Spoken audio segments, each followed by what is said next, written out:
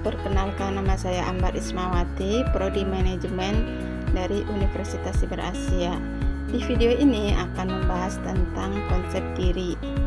Setiap individu pastinya menginginkan kesuksesan, baik sukses dalam hal karir, belajar, pertemanan, berkeluarga, dan sebagainya. Akan tetapi, tahukah kamu apa jangka awal kesuksesan itu? Langkah awal dari kesuksesan itu adalah harus memahami diri dan kualitas diri. Memahami diri dan kualitas diri merupakan hal yang sangat penting dalam meningkatkan mutu kehidupan. Agar kita dapat memahami diri dan kualitas diri, perlu adanya pembentukan konsep diri atau biasa yang dikenal dengan self-concept. Apa itu self-concept? Self-concept atau konsep diri adalah cara dan sikap seorang individu dalam memandang dirinya sendiri. Pandangan atau perspektif diri meliputi aspek fisik maupun psikis, seperti mengenal karakteristik individu itu sendiri, tingkah laku atau perbuatannya, kemampuan dirinya, dan sebagainya. Tak hanya mencakup kekuatan diri individu itu saja, melainkan kelemahan dan kegagalan yang ada pada dirinya. Sebagai contoh, setiap individu menganggap dirinya memiliki kemampuan untuk mengatasi masalah yang dihadapinya. Agar terbentuk self-concept yang baik atau positif pada dirinya. Namun, sebaiknya apabila individu menganggap bahwa dirinya tidak mampu atau dalam artian pesimis sebelum mencoba, akan terbentuk self-concept yang negatif pada dirinya. Oleh sebab itu, sebagai individu sangat penting untuk mengenali dirinya sebaik mungkin untuk mengembangkan dirinya menggapai cita-cita dan tujuan hidup di masa depan. Secara umum, self-concept terdiri dari beberapa komponen. Di antaranya yang pertama, citra diri atau self-image. Citra diri atau gambaran diri biasa dikenal dengan self-image adalah perilaku individu secara fisik pada dirinya sendiri, baik disadari maupun tak disadari. Komponen citra diri mencakup persepsi atau tanggapan baik di masa lalu maupun sekarang terkait ukuran dan tubuh serta kemampuan pada dirinya. Yang kedua adalah ideal diri. Ideal diri adalah persepsi setiap individu mengenal bagaimana individu tersebut semestinya berperilaku berdasarkan pada standar pribadinya. Dan terkait cita-citanya, pembentukan ideal ini mulai dari sejak individu itu berada pada masa anak-anak dan dipengaruhi pula oleh individu lain yang berada di sekitarnya. Ideal diri disebut juga sebagai penghargaan atas dirinya sendiri. Hal ini seperti harapan atau kemungkinan menjadi apa dirinya kelak sesuai dengan idealisme dirinya. Yang ketiga adalah harga diri. Harga diri atau yang biasa disebut dengan self-esteem ini sebagai persepsi seseorang individu akan hasil yang dicapainya dengan menelaah seberapa banyak kesesuaian perilaku dengan ideal dirinya. Harga diri ini memang terbentuk sejak kecil sebab adanya perhatian dan penerimaan dari individu dan lingkungan sekitar. Yang keempat adalah peran diri. Peran diri ini adalah segenap bentuk atau sikap, tingkah laku, nilai, dan tujuan yang diharapkan oleh suatu kelompok sosial terkait dengan fungsi dan peran individu di masyarakat atau kelompok sosial. Yang kelima itu identitas diri. Identitas diri adalah kepekaan individu terhadap dirinya yang dihasilkan dari pengamatan dan penilaian dirinya dengan menyadari bahwa dirinya itu memiliki perbedaan dengan individu lain. Komponen self-concept mulai terbentuk dan berkembang pada dirinya sejak masa kanak-kanak. Selain terdapat pula pandangan terkait komponen self-concept, ada beberapa literatur diantaranya komponen kognitif dan komponen efektif. Komponen kognitif biasa disebut dengan komponen citra atau self-image.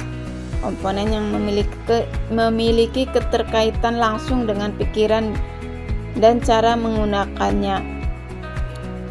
Citra diri ini meliputi beberapa aspek seperti aspek percaya diri, daya tarik secara fisik, aspek rasa percaya diri, tujuan hidup, kedudukan dan peran sosial, serta aspek kesukaan dan penilaian individu lain. Yang kedua adalah komponen afektif, lebih sering disebut dengan harga diri. Komponen self concept ini adalah komponen kedua yang memiliki keterkaitan erat dengan perasaan.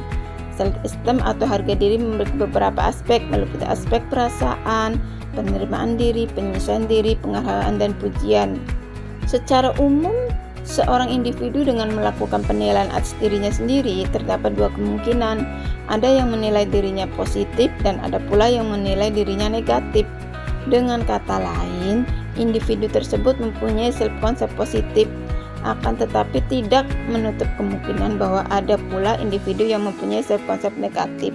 Self concept positif sebagai pandangan seorang individu memiliki konsep positif pada dirinya yang memudahkan dalam beradaptasi dalam beberapa atau banyak keadaan.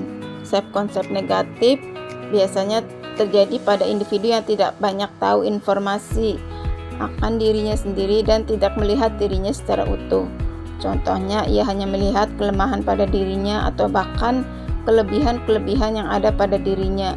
Hal tersebut yang menjadikan dirinya memiliki keinginan, harapan dan perencanaan yang tidak realistis, sehingga peluang untuk keberhasilan pun tipis. Ia memiliki sikap yang memposisikan dirinya secara kurang atau bisa dikatakan tidak tepat. Faktor-faktor yang mempengaruhi self concept atau konsep diri, yaitu kegagalan. Sadar atau tak sadar, kegagalan yang terjadi pada diri individu secara terus-menerus akan memberikan pertanyaan besar pada potensi dan kemampuan dirinya sendiri, sehingga berujung pada persepsi bahwa dirinya lemah dan tak dapat diandalkan. Yang kedua adalah overthinking. Seorang individu yang terlalu sering overthinking sangatlah tidak baik. Hal itu karena dapat mengarahkan pikiran buruk terhadap penilaian dirinya sendiri sehingga tercipta self concept yang negatif. Yang ketiga adalah depresi.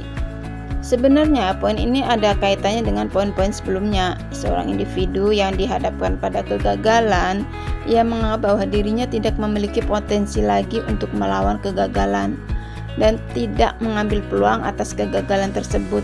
Sampai akhirnya individu itu dilanda stres hingga depresi karena terus memikirkan kemungkinan negatif atas kegagalan yang dialami. Nah, ini pentingnya nih, self concept positif yang menimbulkan manfaat untuk dirinya sendiri, yaitu memaksimalkan potensi diri. Apabila individu memiliki self concept yang positif, individu itu akan percaya bahwa ia dapat melakukan berbagai hal, mampu menyelesaikan masalah yang ada pada dirinya, mencari peluang dan solusi, membuka potensi yang dimiliki kepada hal-hal yang belum pernah dipikirkan sebelumnya. Yang kedua adalah membantu dirinya sendiri dalam mencapai tujuan hidupnya. Individu yang memiliki self concept positif cenderung memiliki sikap yang optimis, realistis terhadap tujuan yang diinginkannya. Dengan begitu, peluang dirinya untuk berhasil akan semakin besar sehingga tujuan yang diinginkan pun akan tercapai. Menghindari sabotaging behavior. Individu yang memiliki self concept positif mampu menghindari sabotaging behavior sebagai bentuk pemikiran, sikap, atau tindakan yang menahan dirinya untuk meraih apa yang ia mau. Misalnya, goals dalam hidupnya. Memiliki konsep yang positif akan membentuk dirinya menjadi pribadi yang positif, optimis, dan yakin bahwa dirinya mampu mendapatkan apa yang diinginkan dan dituju. Yang keempat adalah mampu mempengaruhi fisik dalam menghadapi masalah. Mempengaruhi perspektif bagaimana individu itu menggunakan fisiknya dalam menghadapi suatu masalah atau tantangan dalam kehidupan sehari-hari. Contoh simpelnya yaitu seorang individu yang mengikuti suatu perlombaan lari. Apabila ia memiliki self concept bahwa dirinya terlalu gemuk untuk dapat mengikuti perlombaan lari, akan menjadi orang terakhir yang sampai di garis finish. Mungkin saja itu akan terjadi. Akan tetapi, akan berbeda halnya bila individu tersebut memiliki self concept positif bahwa dirinya kuat dan akan memenangkan lomba lari tersebut. Bisa saja hasilnya akan sesuai dengan pemikiran tersebut. Hal ini menandakan bahwa individu yang memiliki self concept positif akan mampu mempengaruhi fisiknya dalam menghadapi masalah yang dihadapi. Mampu mengukur seberapa jauh dirinya dalam menyelesaikan masalah. Individu yang memiliki self-concept positif akan menentukan seberapa jauh ia dapat keluar dari zona nyaman dalam menyelesaikan masalah. Dengan kata lain, self-concept mampu menentukan seberapa jauh kemampuan dirinya untuk menyelesaikan masalah. Kesimpulannya adalah dari self-concept. Self-concept adalah pemandangan atau penilaian individu pada dirinya sendiri. Hal ini berguna sebagai landasan berperilaku dalam menyesuaikan diri dengan lingkungan. Maka itu, ciptakan self-concept yang positif agar mampu membentuk kepribadian yang baik pula. Itulah video yang bisa saya sampaikan. Tetap semangat. Pesan saya adalah cintai dirimu sendiri apa adanya. Self-concept yang baik dihasilkan oleh penerimaan diri tanpa syarat. Bukan berarti berhenti berkembang, tapi atas batasan yang harus kamu hormati antara memaklumi diri sendiri dan mengalah dengan keadaan. Intinya, manusia nggak ada yang sempurna. Kita cuma perlu mengakui we are not perfect. Walau kita sesuai dengan keinginan kita, walau nggak sesuai dengan keinginan kita, setidaknya kita sudah berusaha mengembangkan diri. Tetap semangat. Terima kasih.